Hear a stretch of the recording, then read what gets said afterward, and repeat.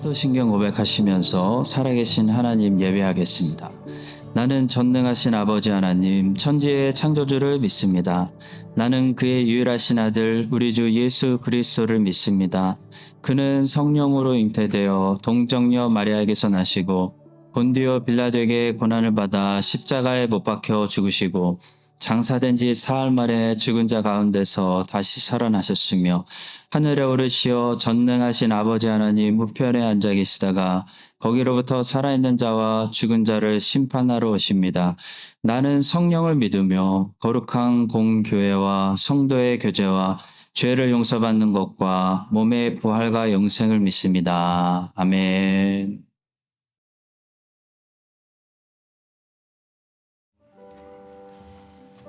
이 시간에 저희가 함께 주님을 높이려고 합니다. 우리가 평상시에는 잘 안 될지라도 이 시간만큼은 다 모든 것을 내려놓고 주님만 생각하기를 원합니다.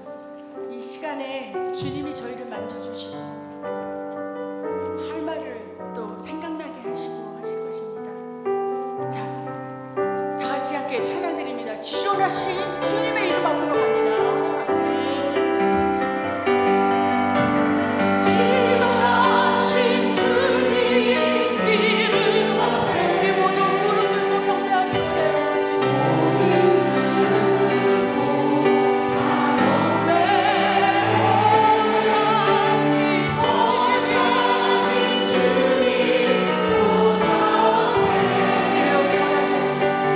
엎드려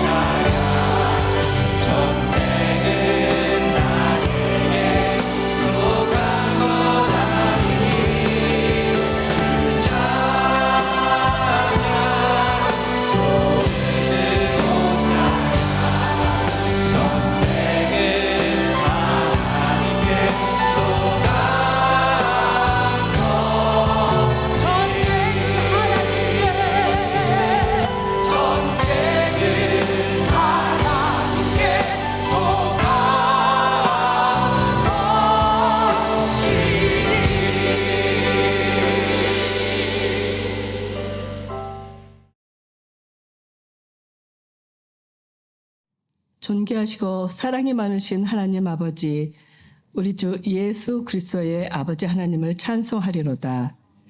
그의 많으신 긍휼대로 예수 그리스도를 죽은 자 가운데서 부활하게 하심으로 말미암아 우리를 거듭나게 하사 산 소망의 기쁨을 주신 하나님께 경배와 찬양을 올려드립니다. 지난 한 주간 주님의 은혜 아래서 보살펴 주시고 귀한 주님의 날 예배의 자리에 불러주시니 감사합니다. 저희는 주님의 은혜로 살아갈 수밖에 없는 연약한 존재임에도 때때로 주님을 잊고 세상에 휩쓸려 선택하며 살아갈 때가 많았음을 고백합니다. 저희의 부족함을 불쌍히 여겨주시고 용서하여 주옵소서. 이 사순절 기간 우리를 위하여 고난을 받으신 예수님을 묵상합니다. 저희의 부족함과 죄악을 모두 예수 그리스도의 보혈의 피로 깨끗게 씻어주시고 주님의 자녀로 불러주시니 감사드립니다. 죄에 빠져 고통 가운데 있는 우리를 위해 예수 그리스도를 보내주신 그 측량할 수도 없는 사랑의 진심으로 감사드리며 또한 저희를 부끄럽지 않게 이 예배의 자리에 나올 수 있음도 주님의 한량없는 은혜임을 고백합니다. 그 크신 사랑을 항상 기억하게 하시고 받은 은혜에 언제나 감사하며 주님을 찬양하는 저희 모두가 되게 하여 주옵소서. 하나님 아버지, 특별히 이 시간 간구합니다. 영육간의 질병으로 고생하시는 성도님들의 기도를 들으시고 응답하여 주옵소서. 육신의 질병이 떠나가게 하시고 더욱 굳센 믿음의 자녀로서 일어설 수 있도록 은혜 내려 주옵소서. 또한 우리의 자녀들을 위해 기도합니다. 점점 더 악해지는 세상 가운데서 흔들리지 않는 믿음의 뿌리를 내리는 우리의 자녀 되게 하여 주시고 세상의 가치관이 아니라 성경적 가치관을 가지고 살아가도록 붙들어 주시옵소서. 타협하는 신앙, 계산하는 신앙이 아니라 오직 주님만을 보고 전진하는 다윗과 같은 신앙, 에스더와 같은 신앙을 가지게 하여 주시고 그 믿음으로 이 세상에서 빛과 소금의 역할을 감당하는 자녀들 다 되도록 축복해 주시옵소서. 또한 주님의 교회를 사랑하여 몸을 들여 충성하는 성도들이 있습니다. 주일학교 교사로, 주차 봉사로, 안내로, 주방 봉사로, 이곳저곳에서 보이지 않게 하는 봉사로 수고하시는 성도들을 위해 주께서 주시는 기쁨이 충만하게 하시옵소서. 저희들의 수고로 교회에 힘이 되고 하나님 나라가 더욱 확장되게 하시며 저희가 더 많은 은혜를 체험하게 하시며 저들로 하나님의 성호를 찬양하는 이를 평생에 쉬지 않도록 축복하여 주옵소서. 특별히 이 시간 주님께 찬양을 올려드리는 찬양대를 위해 기도합니다. 성가대를 이끌어가는 성가대장, 각 파트장, 찬양대를 주의하는 지휘자, 반주자, 각 대원들 한 사람 한 사람을 기억하시어 축복 주시고 가정마다 형통하게 하시어 오직 삼위일체 하나님을 기쁘시게 하는 찬양 되게 하시고 그런 말미암아 찬양을 듣는 성도들에게는 영혼을 감동하며 은혜 받게 하시고 놀라운 기쁨을 느끼도록 도와주옵소서. 끝으로 단위에 세우신 우리 담임 목사님을 위해 기도합니다. 말씀을 선포하실 때 그 입술에서 나오는 말씀이 하나도 땅에 떨어지지 아니하고 성도들의 마음밭에 심기어 성령의 열매로 나타나게 하여 주옵소서. 성령의 능력을 부어주셔서 온 성도들이 말씀의 권위 아래에 순종하게 하시고 우리의 심령이 깨지고 변화되는 기적의 역사가 일어나는 오늘 예배가 되게 하여 주옵소서. 또한 목사님의 가정과 자녀들을 위해 건강과 물질의 축복을 더하여 주사 목회를 감당하시는 데에 부족함이 없도록 축복하여 주시옵소서. 오늘도 우리의 예배 가운데 임재하여 주실 줄로 믿사오며 우리를 죄에서 구원하신 예수 그리스도의 이름으로 간절히 기도합니다. 아멘. 오늘 점심 식사 후에 목양실에서 정기당회에 있습니다. 이번 주는 이제 고난주간입니다. 그래서 특별 새벽 기도로 내일부터 월화수목금토 6일 동안 특별 새벽 기도로 모이겠습니다. 4월 둘째 주 주일, 다음 주일은 정기 재직회고요. 우리 재직분들 참여해 주시고요. 4월 15일에는 제이 주니어스, 우리 유치부 패밀리 피크닉이 있습니다. 4월 달에는 중고등부 수련회와 청년부 수련회가 있습니다. 우리 부서만의 사역으로 절대 생각하지 마시고 우리 교회 전체 사역입니다. 청소년 사역, 청년 사역. 그래서 크라이스트 한인장로교회가 정말 청소년 사역 잘하고 청년들 사역 잘해서 여러분 요즘 시대 청소년 청년으로 살아가는 거 쉽지 않습니다. 그래서 정말 하나님의 교회 안에서 청년들 청소년들 살아나는 그런 사역할 수 있도록 수련회 위해서 기도해 주시고요. 특히 중고등부 수련회 도네이션 관련해서 나가시면 우측에 중고등부 게시판에 필요한 이 물품들 사진 다 찍어놨습니다. 그래서 마음이 뜨거우시면 거기 이름 적어놓으셔서 또 도네이션 해주시면 감사하겠습니다. 4월 16일에 이동훈 부목사님 부임하십니다. 잘 이주하실 수 있도록 계속 전 교우들이 기도해 주시기를 부탁드리겠습니다. 다음 주 주일은 부활절 주일입니다. 그래서 부활절 2부 예배 때 세례와 입교, 유아 세례식을 하도록 하고요. 오늘까지 세례나 입교, 유아 세례를 받기 원하시는 분들은 오늘까지 저에게 아니면 사무실에 신청해 주시면 신청을 받도록 하겠습니다. 신청하신 분들은 이번 주 돌아오는 토요일 오후 12시에 목양실에서 또 교육을 하도록 하겠습니다. 다음 주 주일은 저녁에 또 부활절 연합 예배가 있습니다. 저녁 7시에 매년 목회자 협의회에서 주관하는 목회자 협의회에 소속되어 있는 한인교회들이 하나 돼서 부활절 연합 예배를 드립니다. 그래서 올해 목회자 협의회 회장으로 섬기시고 있는 비숍 데일 교회 성상현 목사님께서 설교를 해 주시고요. 오늘 우리 주보 안에 껴드린 이 부활절 감사 헌금 봉투는 우리 교회 부활절 감사 헌금이고요. 저녁에 부활절 연합 예배 오시면은 매년 저희가 이렇게 헌금 바구니를 돌립니다. 그래서 그때 해주시는 헌금은 전액 목회자 협의회에서 매년 주관하는 7월에 있는 청소년 청년 집회, 연합 집회를 위해서 사용될 예정이오니 아시고 또 많이 오십시오. 예배 후에 저녁에 다과가 준비되어 있사오니 많은 연합 예배 참여 부탁드립니다. 존 칼빈 신학교 오늘까지 존 메가더 성경 공부하고 방학하도록 하겠습니다. 화요일에 모이는 어성경 공부는 방학했습니다. 또 화요일 화요 여성 중보기도 방학했고 목요일 어와나도 방학했습니다. 그동안 수고하신 분들 너무 수고하셨고 방학 때 또 잘 충전하시기 바랍니다. 인도네시아 단기 선교팀은 계속 모이겠습니다. 단기 선교팀 위해서 기도해 주시기 부탁드리겠습니다.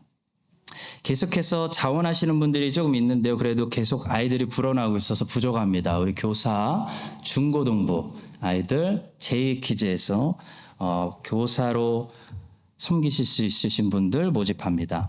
티칭이 영어나 이런 게 좀 자신이 없으셔도 괜찮습니다. 보조 교사도 가능합니다. 그래서 혹시 마음이 뜨거우신 분들 우리 김대현 전도사님, 최미경 전도사님께 문의해 주시기를 부탁드립니다. 헌금 확인증 계속해서 사무실에 신청하실 수 있겠습니다. 마태복음 21장 1절부터 6절까지 우리 한 목소리로 합독하겠습니다.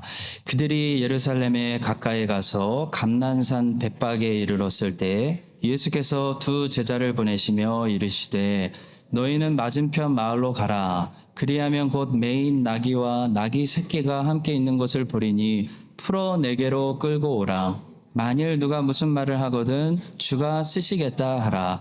그리하면 즉시 보내리라 하시니 이는 선지자를 통하여 하신 말씀을 이루려 하심이라. 일러스되 시온 딸에게 이르기를 내 왕이 내게 임하나니 그는 겸손하여 낙이 곧 멍에 매는 짐승의 새끼를 타도다 하라 하였느니라. 제자들이 가서 예수께서 명하신 대로 하여. 아멘.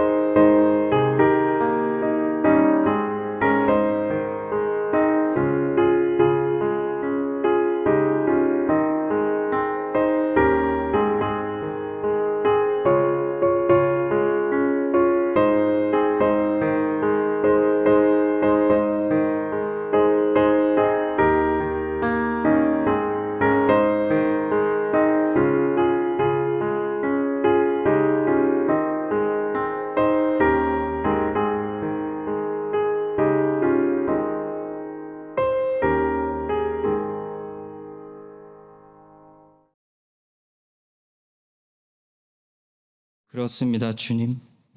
초막이나 궁궐이 중요한 것이 아니고 내 주 예수님 모신 곳이 어디나 천국임을 고백합니다. 주님, 예수님을 우리에게 주시고 죄 사함을 주셨는데도 부족한 것처럼 슬퍼하고 괴로워하고 감사하지 못하고 기쁨 빼앗기고 살았음을 다시 회개합니다. 주님이 고난 주간에 주의 모든 백성들이 그 무엇보다도 예수님 세이비어를 우리에게 주신 하나님의 그 사랑, 하나님의 그 은혜, 하나님의 그 구원을 감사하고 기뻐 춤추는 그런 하나님 절기가 되게 하여 주시옵소서. 주님, 그것도 모자라서 이 지구에서 가장 좋은 안방에 뉴질랜드에 살게 하시고 좋은 교회를 통해 신앙의 양육을 받게 하여 주시오며 하나님 뉴질랜드를 통해 이 땅의 아름답고 기름진 것들을 풍족하게 채워주심을 감사합니다. 주님이 많이 주셨사오니 많이 성장하고 많이 하나님께 영광 돌리는 그릇이 되어서 하나님 열방을 향해 하나님 나라를 위해 예수 그리스도의 복음을 전도하는 크라이스트처치 한인장로교회가 되게 하여 주시옵소서. 감사하며 예수 그리스도의 이름으로 기도합니다. 아멘.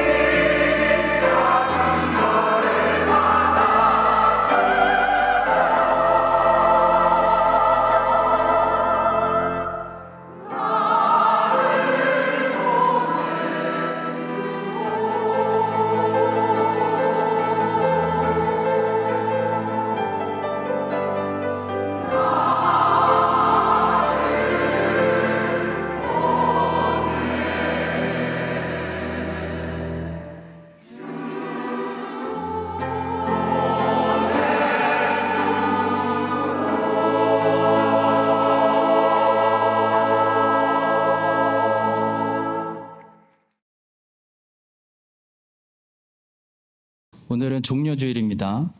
예수님께서 예루살렘 성에 호산나 호산나 찬송을 받으시며 나귀를 타고 입성하시는 날을 기억하는 그런 주일인데요. 오늘 본문에 보시면 두 제자가 등장합니다.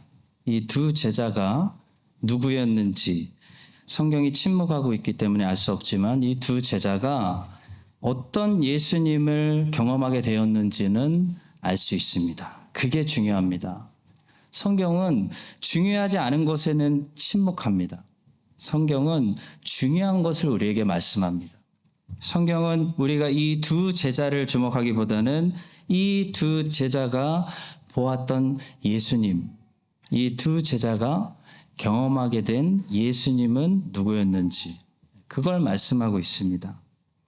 이 두 제자가 보았던 예수님의 영광의 모습을 우리도 오늘 볼 수 있다면 우리는 종려주일을 최고로 잘 보낸 것이라고 생각합니다. 자, 본문에 나오는 두 제자가 나귀를 풀어서 데리고 오는 이 사건 통해서 만나게 되었던 예수님, 다시 알게 된 예수님은 어떤 예수님일까요? 첫 번째로 겸손하신 예수님입니다. 본문에 나오는 두 제자들은 예루살렘 입성을 앞에 두고 말을 준비하라고 말씀하시는 예수님이 아니라 나귀를 데리고 오라는 예수님의 말씀을 들었습니다. 그 얘기를 들었을 때 제자들이 얼마나 황당했을까요? 무슨 생각을 했을까요?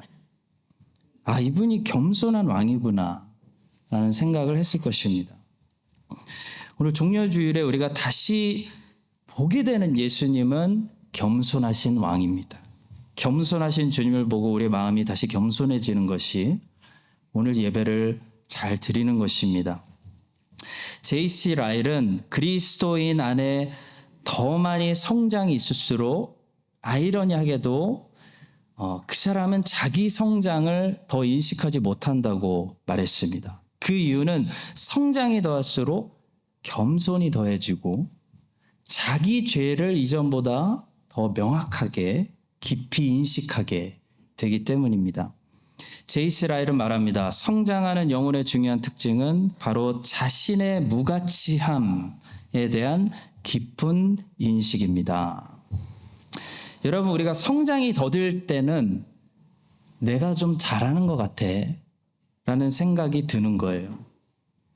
근데 우리가 엄청나게 성장해서 진짜 잘하고 있을 때는 다른 사람들이 잘한다고 말하는 것이고 스스로는 어떻게 자꾸 생각하는 거냐면요. 나는 내가 너무 못하고 지금도 너무 부족한데 실수만 하는데 사람들이 잘 모르네. 하나님의 은혜구나. 이런 생각이 드는 겁니다. 왜 못하는 사람들은 자기가 잘한다고 생각하는데 잘하는 사람은 자기가 부족하다고 생각할까요? 겸손의 크기 때문입니다. 자기 부인의 그 크기 때문입니다. 자기 자신의 무가치한 발견, 그 사이즈 때문에 그렇습니다. 진짜 성장하고 진짜 신앙생활 잘하고 있을 때는 모든 것이 다 하나님의 은혜로 보이는 거죠. 난 진짜 못하는데 다 사람들이 잘한다고 하네. 하나님이 저 사람들의 눈에 이상한 걸 씌워놨구나. 그런 생각이 진짜로 드는 거예요. 진짜 우리가 잘하고 있을 때는. 왜 그렇죠? 내 무가치함이 잘 보이기 때문입니다. 우리가 진짜 성령 충만할 때는 내 부족함이 너무나 잘 보이는 거예요. 그래서 모든 게 은혜예요, 은혜. 기적입니다. 근데 우리가 성령 충만하지 않고 성장이 더딜 때는 어떤 생각이 확 들어옵니까? 내가 사람들이 인정하는 것보다 더 잘하는데 라고 생각하는 거예요. 내가 더 인정받아야 되는데 라는 생각이 드는 거예요. 왜 그렇습니까? 겸손이 작기 때문입니다. 내 추한 모습이 멀어져서 작게 보이기 때문입니다. 마태복음 25장 끝에 보시면요. 예수님께서 다시 재림하실 때 세상의 의인들과 악인들을 양과 염소를 나누듯이 구분하신다는 말씀이 있습니다. 예수님께서 재림하셔서 의인들을 오른편에 두시고 악인들은 왼편에 두시고 그들에게 각각 복을 내리시고 심판을 내리시는데 정말 놀라운 것은요. 거기에 나오는 의인들과 악인들이 한 가지 공통점을 가지고 있다는 것이에요. 그들이 똑같이 반응하는 어떤 공통된 모습이 있다는 것입니다. 한번 찾아보시기 바랍니다. 예수님께서 먼저 의인들에게 말씀하시고 칭찬하시고 의인들이 예수님께 반응하는 모습입니다. 마태복음 25장 37절부터 39절입니다. 이에 의인들이 대답하여 이르되 주여 우리가 어느 때에 주께서 줄이신 것을 보고 음식을 대접하였으며 목마르신 것을 보고 마시게 하였나이까? 어느 때에 나그네 되신 것을 보고 영접하였으며 헐 벗으신 것을 보고 옷 입혔나이까? 어느 때에 병드신 것이나 옥에 갇히신 것을 보고 가서 배웠나이까? 의인들이 예수님의 칭찬 듣고 하는 말이에요. 자, 그리고 악인들이 반응하는 모습도 한번 보십시오. 비슷한 점이 있습니다. 예수님께서 이번에는 악인들에게 다 책망하시고 악인들이 예수님께 이렇게 말합니다. 44절입니다. 그들도 대답하여 이르되 주여 우리가 어느 때에 주께서 줄이신 것이나 목마르신 것이나 나그네 되신 것이나 헐벗으신 것이나 병드신 것이나 옥에 갇히신 것을 보고 공양하지 아니했습니까? 여러분 의인들과 악인들이 어떤 공통점을 가지고 있죠? 의인은 항상 마시우고 먹이고 입히고 방문하고 위로했고요. 악인들은 정반대로 마시지도 않고 먹이지도 않고 입히지도 않고 돌아보지 않고 살았는데요. 의인들과 악인들이 똑 닮은 한 가지 공통점을 가지고 있어요. 그것이 무엇입니까? 바로 자기의 본 모습을 보지 못하고 있다는 것이에요. 의인들은 항상 구제하고 또 봉사하고 또 순종하고 또 음식하고 또 예배 나오고 또 참고 또 순종했으면서도 그런 자기의 의로운 모습을 의로운 모습이라고 스스로 인정하지 않습니다. 어떻게 생각해요?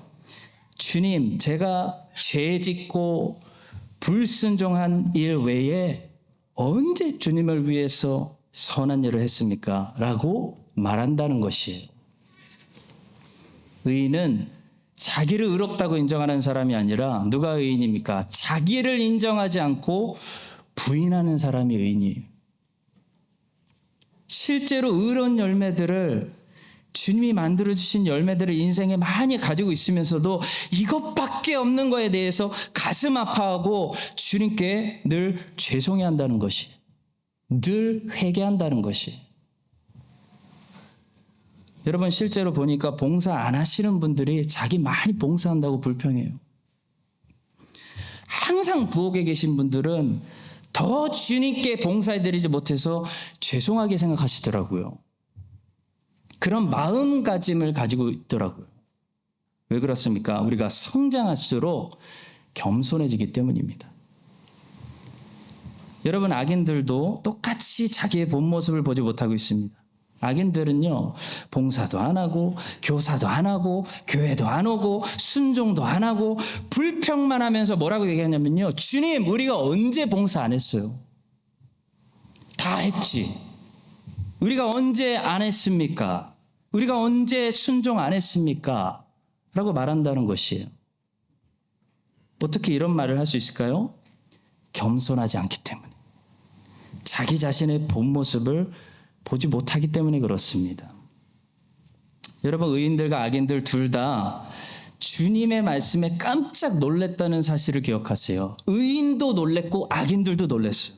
왜 놀랄까요? 둘 다 자기 상태를 잘 알지 못하기 때문이에요. 의인은 겸손해졌습니다. 자기 부인이 많이 자라 있어요. 자기 안에 그래서 의로운 열매들이 이미 많이 만들어지고 성령의 열매가 만들어지고 있다는 것을 전혀 모르고 있고, 악인은 교만과 기만이 더 심각해져 자라가지고 자기가 얼마나 지독한 악인이 되었다는 사실조차도 전혀 눈치채지 못하고 있다는 것입니다. 그래서 둘 다 놀라는 거예요. 주님 말씀 듣고 둘 다 놀랍니다. 의인도 놀라고 악인도 놀랍니다. 여러분, 의인은 주로 어떤 생각을 항상 가지고 조심히 살아가냐면, 나 이러다 지옥 가는 거 아니야? 내가 진짜 구원받은 사람 맞나? 내 안에 정말 성화가 있나? 이런 심각한 질문을 던져요. 천국에 확실히 들어가는 사람일수록 그런 심각한 질문을 던지는 거예요. 자기가 천국에 들어갈 자격이 없다고 생각해요. 그래서 주님만 의지해요. 여러분, 주님만 그렇게 의지하는 사람이 천국에 들어가는 거예요. 근데 절대로 천국에 못 들어가는 악인들은 어떤 생각을 가지고 사냐면요, 자기 의의를 붙들어요. 난 당연히 죽어서 천국 가지. 나 당연히 구원받았지. 내가 가야지. 내가 한 게 얼마나 많은데. 라는 생각을 하고 산다는 거예요. 그래서 주님을 딱 뵐 때 모든 사람들이 다 깜짝 놀라게 되는 것입니다. 주님이 자기를 완전히 부인하는, 주님만 의지하는 겸손한 이 회개한 죄인을 받아주시고, 자기 의를 가지고 있는 사람은 주님의 면전에서 쫓아내시기 때문입니다. 주님의 경고의 말씀을 들읍시다. 나더러 주여 주여 하는 자마다 다 천국에 들어갈 것이 아니요 다만 하늘에 계신 내 아버지의 뜻대로 행하는 자라야 들어가리라. 그날에 많은 사람이 나더러 이르되 주여 주여 우리가 주의 이름으로 선지자 노릇하며 주의 이름으로 귀신을 쫓아내며 주의 이름으로 많은 권능을 행하지 아니하였나이까 하리니 그때 내가 그들에게 밝히 말하되 내가 너희를 도무지 알지 못하니 불법을 행하는 자들아 내게서 떠나가라. 성도 여러분, 종려주일에 말을 타고 들어가시는 예수님이 아니라 나귀를 타고 가시는 주님의 겸손한 모습을 보면서 무슨 생각이 드십니까? 우리 자신을 부인하고 우리의 의로움을 1%라도 자랑하고 붙들고 있다면, 주장하고 있다면 그 자기의 1%가 우리를 지옥에 던질 수 있다는 사실을 깨닫고 배설물처럼 버려버리고 오히려 우리의 비참함과 우리의 무가치함을 인정하고 오직 주님만 의지하고 주님께만 입맞추고 주님을 통해서 다 함께 천국에 들어가는 그런 겸손함을 우리 안에 다시 허락하여 주시기를, 회복시켜 주시기를 예수님의 이름으로 간절히 축복합니다. 두 번째로 종려주일에 이 두 제자가 만난 예수님은 우리가 가난하고 비천해도 우리를 쓰시는 주님이십니다. 우리를 쓰시는 주님. 여러분, 가난이 우리를 비참하게 만드는 것이 아니고 주님께 쓰임받지 못하는 것이 우리를 비참하게 만드는 것입니다. 가난해도 환경이 안 좋아도 주님께 쓰임받는 인생은 최고로 행복하고 열매가 있고 허무하지 않고 보람되고 존귀한 인생입니다. 우리 주님께서는 나귀를 가져오라고 하셨고 제자들이 나귀를 풀어올 때 주인이 뭐라고 하면 주께서 쓰시겠다라고 말하라고 말씀하셨습니다. 본문 3절입니다. 만일 누가 무슨 말을 하거든 주가 쓰시겠다 하라. 그리하면 즉시 보내리라. 우리는 항상 말이냐 낙이냐 그게 중요하다고 생각하는데요. 여러분, 중요한 건 말이냐 낙이냐가 아니고요. 주님께 쓰임받냐 쓰임받지 않느냐가 중요합니다. 아무리 멋진 털을 가지고 키가 크고 잘 달리는 잘생긴 그런 말이어도 주님이 안 타시면, 안 쓰시면 가치가 없는 거예요. 그러나 아무리 초라한 그 나귀여도 주님이 타시고 주님이 사용하시고 주님이 자기 역사를 이루시는데 쓰시면 그 나귀는 세상에서 제일 행복하고 보람되고 열매 있고 죽을 때도 허무하지 않고 후회가 없는 그런 최고의 인생을 사는 것입니다. 이 본문에 나오는 나귀는 최고의 삶을 살았습니다. 피조물로서 자기가 해야 되는 소명을 다 이루었습니다. 여러분, 그게 쉬웠을까요? 쉽진 않았을 거예요. 예수님을 등에 태우고 얼마나 나귀가 무거웠겠습니까? 나귀가 그렇게 컸던 것 같진 않습니다. 그런데 꿋꿋이 비틀거리면서 예루살렘으로 끝까지 포기하지 않고 버티고 주님 업고 들어간 거예요. 최고의 삶을 산 거예요. 여러분, 아무리 부자여도 유명해도 권력을 가지고 있어도 이 나기보다 못한 인생을 살아가는 사람들이 세상에 얼마나 많은지 몰라요. 남한에서는 사람 생존의 필수 조건을 말할 때 의식주라고 부르는데 북한에서는 식의주라고 부른다고 합니다. 북한은 있는 것보다 먹는 게 더 급하기 때문에 식의주라고 부르나 봐요. 먹는 거, 입는 거, 자는 거. 이게 북한 사람들은 안에 저장되어 있는 생존의 우선순위인 것 같습니다. 자, 근데 제가 생각해 봤어요. 아니, 남한 사람들을 왜 의식주라고 부를까? 제가 생각해 보니까 아마도 우리는 못 먹고 굶더라도 명품을 걸쳐야 되고 옷은 잘 입어야 되는 사람들이어서 그런가 보다. 의식주, 입는 거, 그 다음 먹는 거, 자는 건 뭐 그냥 자는 거고 이렇게 부르는 것 같습니다. 자, 그런데 만약에 아브라함에게, 여러분, 아브라함 당신이 생각할 때 사람 생존의 필수 조건은 무엇입니까? 라고 물어보면 아브라함은 어떤 순서로 뭐라고 대답할까요? 아마 이렇게 대답할 것 같습니다.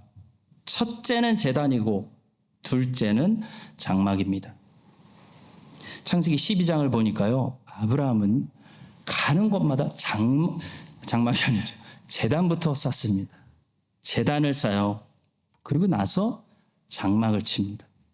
창세기 12장 7절과 8절을 보십시오.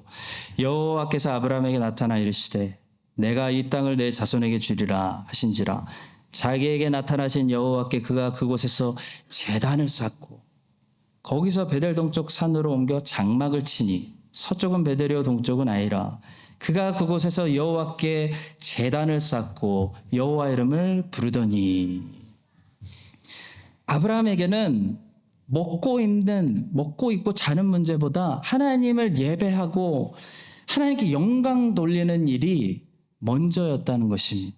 더 중요했다는 것입니다. 그것이 아브라함의 삶의 방식이었다는 거예요. 아브라함의 가치관이었다는 거예요.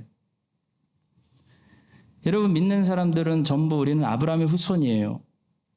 하나님은 아브라함에게 언약하셨고 아브라함에게 엄청난 축복들을 약속하셨어요. 그래서 그 아브라함에게 주신 축복이 아브라함의 후손에게 이어지는 거거든요.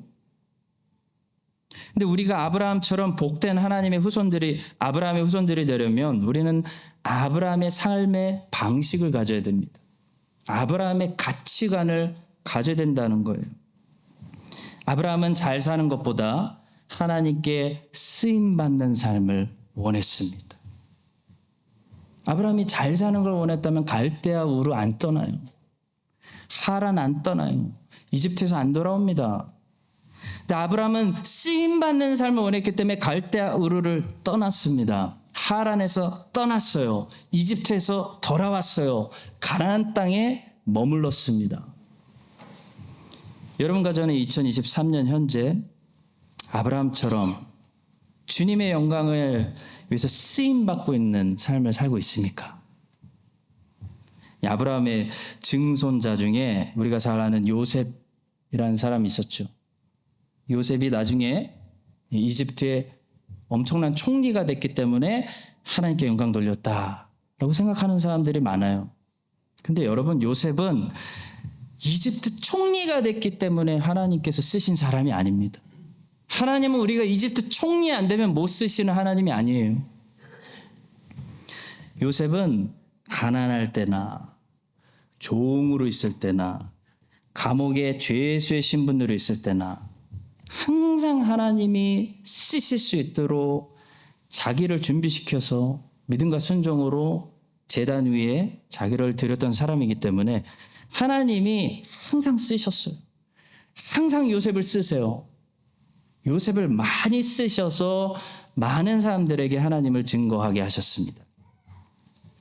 자, 보십시오. 요셉이 종으로 있을 때 보디발의 아내에게 하나님을 증거하게 하셨습니다. 이 집에는 나보다 큰 이가 없으며 주인이 아무것도 내게 금하지 아니하였어도 금한 것은 당신뿐이니 당신은 그의 아내임이라. 그런즉 내가 어찌 이 큰 악을 행하여 하나님께 죄를 짓겠습니까? 하나님이 보고 계십니다. 하나님을 증거했어요. 요셉은 감옥에서도 술 맡은 관원장과 빵 맡은 관원장에게 하나님을 열심히 증거했습니다. 그들이 그에게 이르되 우리가 꿈을 꿨으나 이를 해석할 자가 없도다. 요셉이 그들에게 이르되 해석은 하나님께 있지 아니하니까 청하건대 내게 이르소서. 요셉은 죄수의 신분으로 감히 바로왕 앞에 섰는데도요 기죽지 않고 하나님을 담대하게 증거합니다. 요셉이 바로에게 대답하여 이르되 내가 아니라 하나님께서 바로에게 편안한 대답을 하실 것입니다. 요셉은 형들에게도 나중에 다른 이야기를 하기보다는 형들 하나님을 믿어야 돼요. 그리고 하나님을 증거했습니다. 하나님 열심히 증거해요. 당신들이 나를 이곳에 팔았다고 해서 근심하지 마소서, 한탄하지 마소서. 하나님이 생명을 구원하시려고 나를 당신들보다 먼저 보낸 겁니다. 하나님이 큰 구원으로 당신들의 생명을 보존하고 당신들의 후손을 세상에 두시려고 나를 당신들보다 먼저 보내셨으니 걱정하지 마세요, 형들. 형들 전도하고 있어요. 그리고 요셉은 먼 훗날 늙었을 때도 죽기 전에 이 이스라엘 후손들 다 모아놓고 다시 한번 하나님을 잊지 마세요. 하나님을 기억하세요. 하나님이 여러분들을 찾으러 다시 돌아오십니다. 하나님을 증거하고 죽었어요. 요셉이 또 이스라엘 자손에게 맹세시켜 이르기를 하나님이 반드시 당신들을 돌보시리니 당신들은 여기서 내 해골을 메고 올라가겠다 하라 하였더라. 요셉에 대한 마지막 기록입니다. 성도 여러분, 성공해야지만 하나님께 쓰임받는 거 아닙니다. 멋지게 달릴 수 있는 말이 돼야지만 주님을 태우고 주님이 우리를 사용하시는 거 아닙니다. 낙이어도요, 주님이 쓰시면, 주님께 나를 드리면 우리는 감옥에서도, 우리는 종된 신분에서도, 바로왕 앞에서도 가장 존귀한 쓰임받는 인생이 되는 것입니다. 여러분과 제가 이 사실을 기억하고요. 종의 신분으로 하나님께 쓰임받고 감옥에서도 하나님께 쓰임받고 죄수의 신분 주제에 감히 바로왕 앞에서도 하나님께 쓰임받았던 이 나귀 같은 요셉을 보며 나귀 같은 여러분과 저도 풀어서 가져와라 주가 쓰시겠다 라고 말씀이 떨어질 때 기쁨으로 믿음과 순종으로 주님께 우리를 헌신하여 드리는 여러분과 저의 쓰임받는 존귀한 인생이 되시기를 예수님의 이름으로 간절히 축원합니다. 마지막 세 번째로 본문에서 두 제자들이 본 예수님은 모든 것을 아시는 예수님입니다. 2절과 3절의 말씀이죠. 이르시되 너희는 맞은편 마을로 가라. 그리하면 곧 매인 나귀와 나귀 새끼가 함께 있는 것을 보리니 풀어 내게로 끌고 오라. 만일 누가 무슨 말을 하거든 주가 쓰시겠다 하라. 그리하면 즉시 보내리라. 예수님은 지금 맞은편 마을로 가시지도 않았는데요. 가면 나귀와 나귀 새끼 있을 거야. 그러면 왜 푸냐고 물어볼 거야. 그러면 주가 쓰시겠다고 하면 즉시 보낼 거야. 다 알고 있어요. 주님은 미리 아시고요. 모든 것을 아신다는 말씀을 보여주는 말씀이에요. 우리는 이것을 주님의 전지하심이라고 부릅니다. 주님은 이미 모든 것을 다 아시기 때문에 우리를 이렇게 지켜보시면서 얘가 다음 주엔 어떻게 되려나, 우리가 어떤 사람들인지 학습해 나가시는 분이 아닙니다. 주님은 이미 우리를 완전히 알고 계세요. 우리가 우리를 배워나가는 거지. 아, 내가 이런 사람이구나. 주님은 우리를 완전히 아세요. 주님은 제자들을 이미 완전히 알고 있어요. 베드로가 어떻게 영광 돌릴지 알고 있어요. 요한이 어떻게 영광 돌릴지 알고 있어요. 유다가 배신할 거 알고 있어요. 누가 나귀의 주인인지 알고 있어요. 제자들이 맞이하게 될 상황 알고 있어요. 역사의 주관자 되시는 주님은 빌라도가 누구인지 알고 있고 빌라도가 무슨 질문할지도 알고 있어요. 근데 여러분, 제자들은요, 주님을 점점 더 알아가고 있습니다. 제자들이 처음 주님 만났을 때보다 지금 더 많이, 종료주일에 더 많이 알고 있고요. 나중에 부활하셨을 때 지금보다 주님을 훨씬 더 많이 알게 되고요. 사도행전에 가서 성령 세례 받으면 지금보다 주님을 훨씬 더 알게 됩니다. 이것이 주님과 우리의 관계입니다. 주님은 우리를 완전히 알고 계세요. 근데 우리는 주님을 어제보다 더 오늘 알아야 됩니다. 학습해야 된다는 거예요. 하나님이 알 수 있도록 허락하신 그 부분까지 열심히 알아가야 됩니다. 하나님이 알 수 있도록 허락하신 부분을 계시라고 불러요. 계시. 계시는 알라고 주신 거예요. 알고 있으라고 알게 하셨는데 모르는 것은 죄입니다. 죄. 무서운 죄예요. 제이시 라일은 옛 길이라는 책에서 이런 말을 합니다. 로마 가톨릭 교인들에게는 무지가 어울릴지도 모릅니다. 로마 가톨릭 교인은 그의 사제가 말하는 대로 행합니다. 그들은 그 이상 묻지 않습니다. 그러나 무지가 개신교의 특징이 되어서는 안 됩니다. 개신교 그리스도인은 그가 무엇을 믿는가를 알아야 됩니다. 하나님이 자신에 대해서 알 수 있도록 허락하신 영역 계시, 하나님이 자신을 알리신 것, 계시하신 것은 우리가 알아야 됩니다. 존 버년이 쓴 철로 역정을 보시면요, 크리스찬이라는 주인공이 이 순례길을 걸어가면서 참 다양하고 많은 사람들을 만납니다. 우리 인생을 생각하게 만들어요. 여러분, 인생이라는 이 각자의 순례의 길을 걷다 보면 별의별 사람들 다 만나잖아요.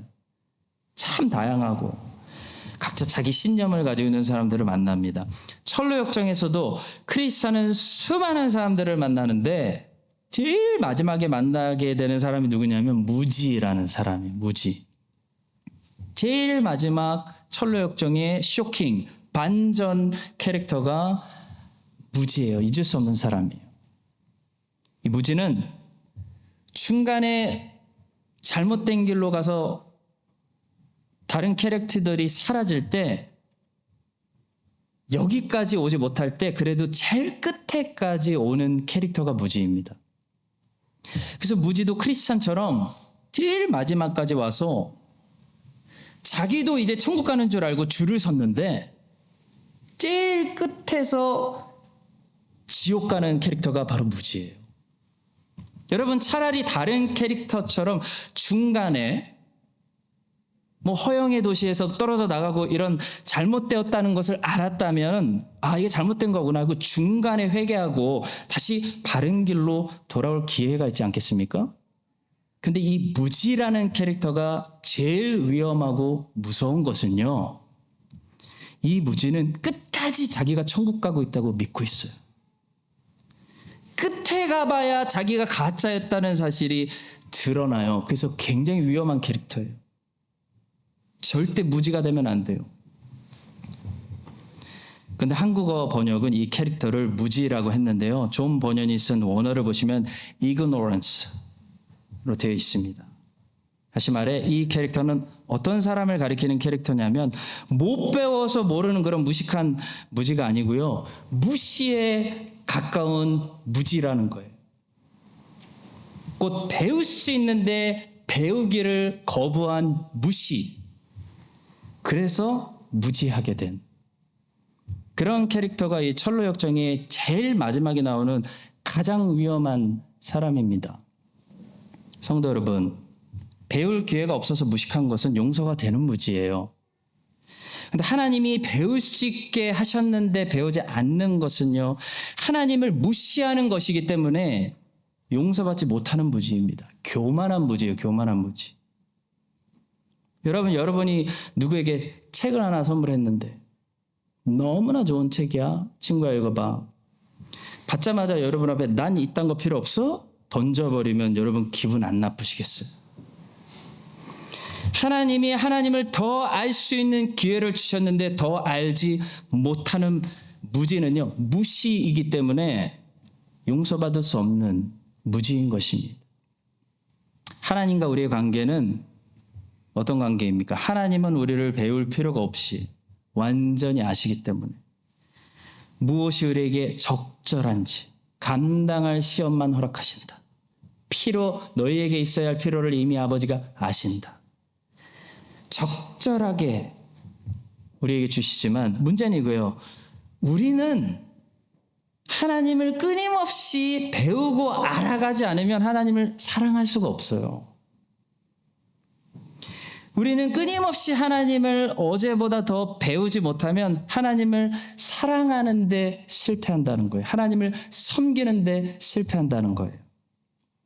다윗은 언약궤를 반짝반짝한 새 수레로 옮기는 것이 의심 없이 하나님을 사랑하는 것이라고 생각했습니다. 근데 다윗이 하나님이 알리신 것을, 율법을 더 배우고 나니까 언약궤를 새 수레로 옮기는 것이 아니고 레위 사람들이 어깨로 옮기는 것이 하나님을 사랑하는 것이라는 것을 나중에 깨달아요. 무지에서 다윗이 벗어난 거예요. 그러니까 하나님을 더 사랑할 수 있는 거예요. 이전보다 더 정확하게 섬길 수가 있는 거예요. 사랑하는 성도 여러분, 하나님은 오늘도 우리가 하나님을 알아가는 일에 매일 성장하기를 원하십니다. 그래야 하나님을 더 사랑할 수 있기 때문이에요. 두 제자들은 이 사건을 통해서 예수님을 조금 더 알게 되었습니다. 그리고 이제 십자가 사건을 통해서 또 이어지는 부활 사건을 통해서 또 승천하심과 성령 강림 사건을 통해서 계속해서 제자들은 주님을 더 알게 되고 아는 만큼 어떻게 되는지 아십니까? 이전보다 더 주님을 사랑하게 되는 거예요. 여러분과 저도 이 제자들처럼 계속해서 주님을 더 알아가는 일에 성장하고 그래서 주님을 이전보다 더 사랑할 수 있게 되기를 우리를 처음부터 완전하게 사랑하시는 예수님의 이름으로 간절히 축원합니다. 하나님은 우리를 완전한 사랑으로 처음부터 변함없이 사랑하시지만 주님, 우리는 이전보다 더 주님을 사랑합니다 라고 고백합니다. 주님을 어제보다 더 알게 하시고 주님을 이전보다 더 사랑할 수 있는 그런 제자들이 되게 하여 주시옵소서. 예수님의 이름으로 기도합니다. 아멘.